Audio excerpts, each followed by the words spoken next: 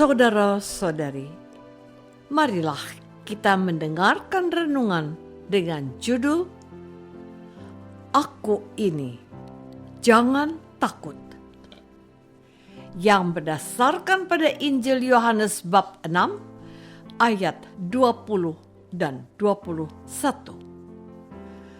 Tetapi ia berkata kepada mereka, Aku Ini, jangan takut. Mereka mau menaikkan dia ke dalam perahu, dan seketika itu juga perahu itu sampai ke pantai yang mereka tujui. Dalam nama Bapa dan Putra dan Roh Kudus. Amin. Saudara-saudari terkasih dalam nama Tuhan Yesus Kristus, perikop yang diwartakan oleh liturgi gereja ini diambil dari Injil Yohanes yang bercerita tentang Yesus berjalan di atas air. Yesus tidak bersama-sama dengan mereka. Kemanakah dia? Injil Markus yang lebih tua dari Injil Yohanes memberi catatan ini.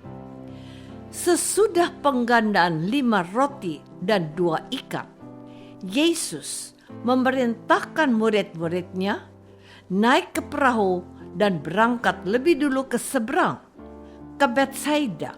Sementara itu, ia menyuruh orang banyak pulang. Setelah ia berpisah dari mereka, ia pergi ke bukit untuk berdoa. Markus bab 6 ayat 45 dan 46.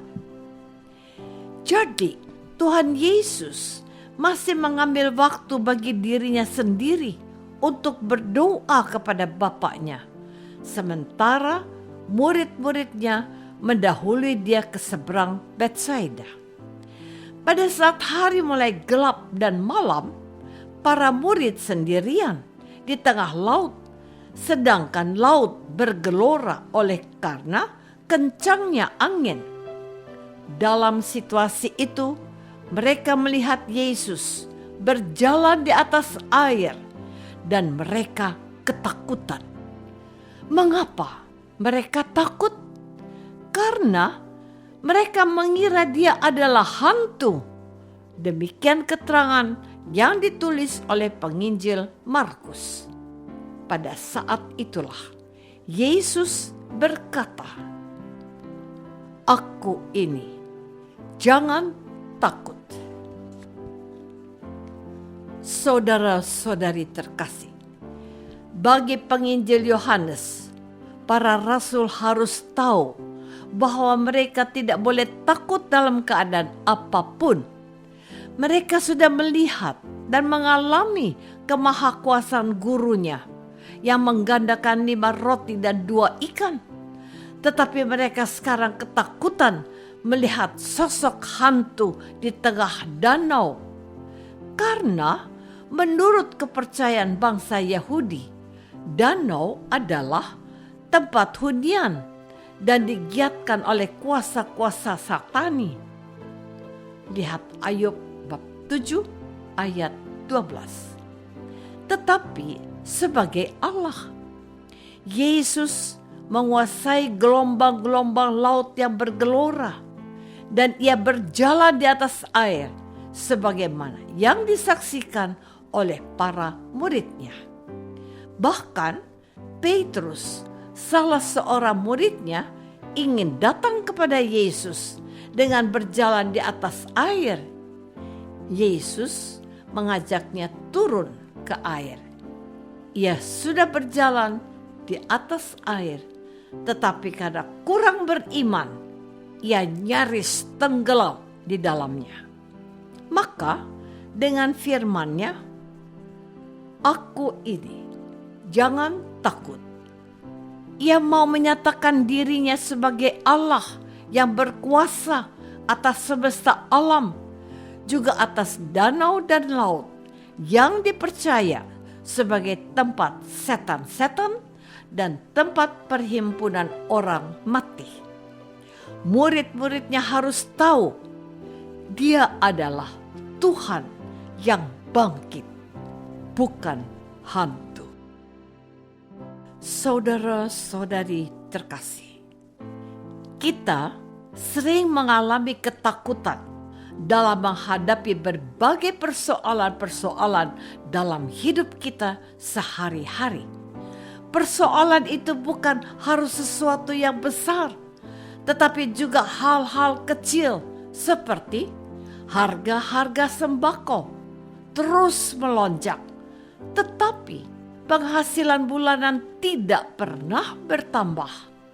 Seorang teman berkata, "Mengapa gajiku tetap segitu terus, sementara tuntutan hidup terus bertambah dan rasa-rasanya tidak cukup kami untuk bisa bertahan?" Apa yang bisa aku katakan kepada saudaraku ini? Apa cukup kalau aku katakan kepadanya, "Saudara, Tuhan tidak pernah tidur. Dia pasti memberikan berkat-Nya menurut caranya sendiri. Jangan takut." Nasihat seperti ini sulit diterima oleh akal sehat dan tidak mudah dicerna secara matematis. Lalu, apa yang harus aku katakan kepada dia? Sebagai orang yang beriman, kita memang harus mengimani apa yang diberikan oleh Tuhan adalah yang terbaik. Tetapi kita harus terus berikhtiar dan berusaha untuk menyiasati apa yang mungkin terjadi di hadapan kita. Namun, terkadang kita lupa bahwa oleh imanmu, sebenarnya engkau mempunyai Tuhan sangat mencintaimu. Apa yang tidak mungkin dalam pemikiranmu, tidaklah demikian menurut Tuhan. Bagi Tuhan tidak ada yang tidak mungkin. Air laut yang bergelora dan angin kencang yang menggentarkan para murid-Nya oleh kedatangan Yesus yang berjalan di atas air, dan kehadirannya membuat lautan menjadi teduh. Menarik untuk disimak apa yang dikatakan penginjil di akhir. Mereka mau menaikkan Dia ke dalam perahu, dan seketika juga perahu itu sampai ke pantai yang mereka tujui. Artinya, kehadiran Yesus membuat segalanya menjadi dimudahkan.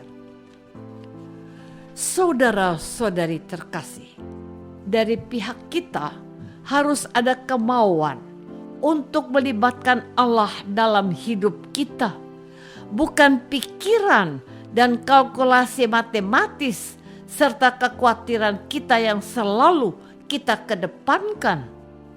Kita harus membiarkan Dia menjadi Tuhan yang berkuasa atas hidup kita. Biarkanlah Dia melaksanakan kehendak-Nya dalam kita, menghadapi problematik yang tengah kita hadapi.